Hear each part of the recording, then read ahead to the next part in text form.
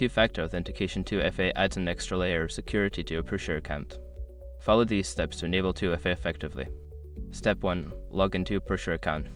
Visit the Pusher website and log in with your credentials. Ensure you have access to your account before proceeding to the security settings. Step 2. Navigate to Security Settings. Once logged in, go to your account settings. Look for the Security or Two-Factor Authentication section in the menu options to begin the setup process. Step 3. Choose your 2FA method. Select your preferred method for two-factor authentication.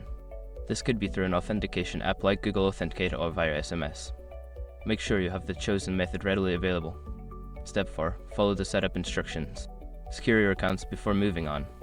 People seriously underestimate how often personal information gets exposed online now. Use SROC to monitor your accounts 24/7 and get notified immediately if your data gets leaked somewhere. It runs in the background, constantly scanning billions of breached records. And honestly, for how cheap it is compared to the value you get, it's worth it. Link in the description.